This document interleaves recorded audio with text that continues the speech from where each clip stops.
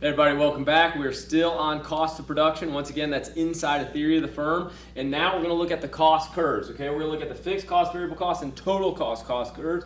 Then we're going to look at the average fixed cost, average variable cost, average total cost curves. Okay, so here's the deal. Take a look at the vertical axis. Vertical axis, the unit of measurement is dollars and just dollars, okay? We're just looking at dollars measured vertically, total dollars, okay? Over here we've got dollars. It looks like I smudged it a little bit. Let me fix that. This is dollars per unit, okay? Not the best handwriting, but dollars per unit. So let's take a look at these, okay? We're going to draw the fixed cost, variable cost, and total cost curves. Hopefully what we're about to do makes sense to you. Hopefully you can kind of guess where we're going with this, okay? Let's do the fixed cost curve first, okay? You think about that for just a second. Oftentimes I say pause, okay? Throughout this video, you might want to pause it and say, okay, I can do this without him telling me, okay? So what is that fixed cost curve going to look like? Here's the first thing, okay? If we're at 0, it's going to be a positive amount. And then it is going to be constant at all levels of output. So there it is. That's the fixed cost curve. Now, let's draw the variable cost curve. Now this one's going to be interesting. You know, where is it going to start? Hopefully that makes a lot of sense to you. Well, if output is 0, variable cost is 0. So it's going to start right there at the origin. But the question is it going to look like that or like that? Now you've seen this question before if you're watching all these videos kind of in the way that we laid them out, all right? I did this for the production function. I want to warn you though, the production function had axes a little different than these axes. This quantity is not quantity of labor. This is quantity of output. This is the quantity we're used to, okay? When we think of supply and demand diagrams, hey, that's the Q right there, Q of products, okay? Quantity of products. So, knowing that that's quantity of products, knowing that we're measuring cost vertically, what do you think? Is it going to be A or B? Which one of those represents the variable cost curve? Now, as you think about this, once again, you know, I'd love for you to pause it, even maybe right now, but here comes a little hint. Remember what we are, what a firm is having happen when it comes to returns to scale when they first start producing. So when they first start producing goods or first start hiring workers, what type of returns to scale do they get? Increasing, constant, or decreasing? The answer to that question, the first hint is, or the only hint really, is increasing returns to scale. So knowing that they get increasing returns to scale as they first start producing, which one of these represents increasing returns to scale? I want you to notice, okay, this B is going like that and the A is going like that. Okay, those are curved. Those are not linear lines. All right, so maybe you paused it. Here comes the answer, okay? It is A. Notice, now, which is different than that production function. Remember that production function, if you remember that video, it had quantity of laborers right there, okay? It had output over here. So let me erase that right there. Why is it A? We're getting more and more output, you know, a greater amount of output per dollar spent for a while. Take a look at this. Per dollar spent, our output is increasing at an increasing rate, right? It's increasing at an increasing rate. Then, eventually, the variable cost curve will do that. That's constant returns to scale. And then eventually, it will do that, just like that. That is the diminishing or decreasing returns to scale. And if you ever wanted to see negative returns to scale, even though we're never going to hire resources or bring on resources so this happens, we would actually turn backwards eventually. That would be the negative returns to scale. So let me just kind of get rid of that. That is the variable cost curve, okay? I'm going to put little notches right there. Increasing, constant, decreasing returns. This is also diminishing. Remember that. Decreasing returns to scale, diminishing returns to scale. Finally, we need to do the total cost curve. Remember, total cost is the summation of fixed plus variable. So at 0 variable, that total cost curve is going to be right here. Now here's where I'm just not a computer. I can't draw this as pretty as I wish I could. But what I want to do is I want to create this distance. Why that distance right there? Because that is the fixed cost distance, okay? This distance vertically above the variable cost curve. So let's see if I can do it. Oh, that's ugly. Okay, it's something like that. That's pretty ugly, but we're going to call it good enough, okay? So that's my total cost curve. At any output level right there, that distance should equal that distance. Okay, I'm kind of cheating right there. That distance, and then I widen my fingers a little bit, but they're supposed to be equal. Once again, I'm just not a computer. Don't draw them great. So there it is. Total cost, variable cost, fixed cost. The distance, the vertical distance between the total cost and the variable cost is the fixed cost. Now on to these guys, the guys we're going to use far more often. Why? Because that's the vertical axis that we're going to have for most of our diagrams. That's what price is in. Price is in dollars per unit. That's what marginal cost and marginal revenue.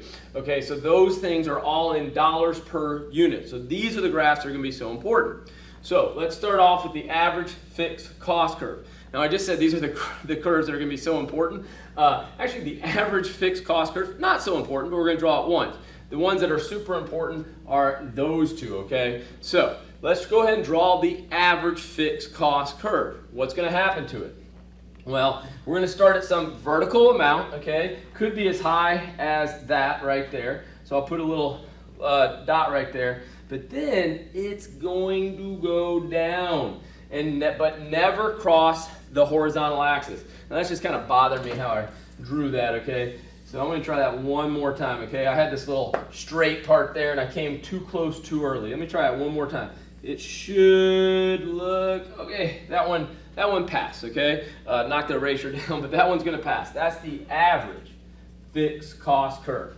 Now I'm going to do the average variable cost curve, okay? And once again, this is a situation where you might want to pause the video and go, hey, can I figure out how this curve looks? Okay, I've never seen it before, but I know that firms originally start getting increasing returns and then at some point get constant and then get diminishing or decreasing returns, okay? So maybe I can do this. So perhaps you pause the video. Whether you did or whether you didn't, I'm going to put it up here with one little caveat, okay? Truly, truly, for the first unit produced, the average variable cost is probably, for almost every firm out there, unbelievably less than the average fixed cost, okay? So I can start my dot right there, okay? It's actually really hard to put an average fixed cost and average variable cost curve on the same graph because it requires a really interesting scale, okay? But we're just staying conceptual right now, okay? So with that knowledge that, hey, truly, average variable cost curve probably start down here, what I want to be focused on is the shape, okay? It's the shape I care about, and I'm going to do something really strange. I'm actually going to start it up there, okay? So at some output level of 1, it's some positive amount, and it's a lot. And what's going to happen at first? Well, we're going to start getting increasing returns to scale. Notice that the per unit costs are actually going down for a while as we produce more. And then, you know, at some point we might level out, but eventually we're going to start coming up. There it is, average variable cost curve. That's how it's generally going to be drawn, okay? Why this shape again?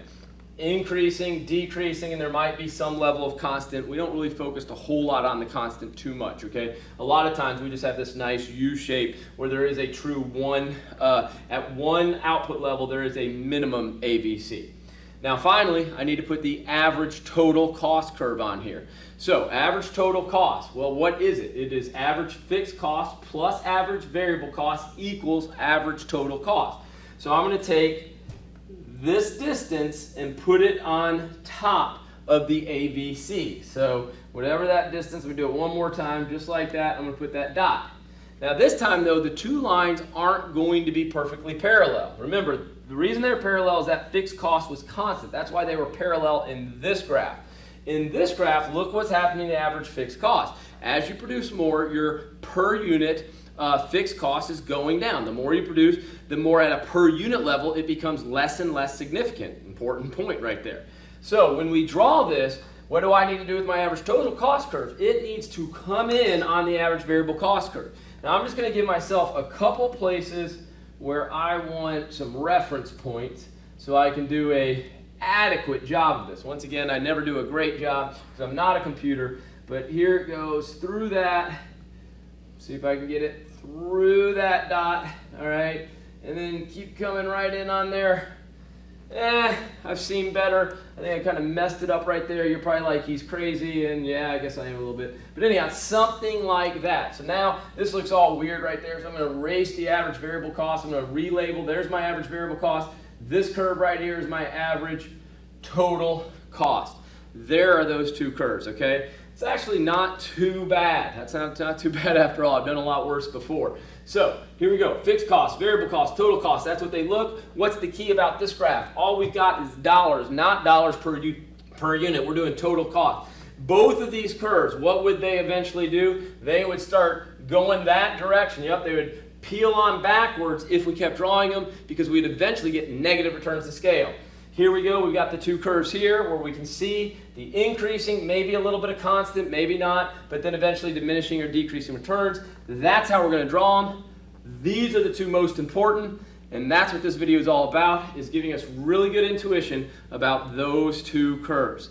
Before I let you go, I just want to kind of call you back to the returns to scale video in the cost of production. If you haven't watched the returns to scale video in the cost of production section, you got to, okay? It is the key to understanding these curves, all right? That's why we're building this unit the way we are, to get that intuition around these curves and one more major curve that we have to draw, the marginal cost curve. Anyhow, thanks for tuning in. We'll see you in future videos.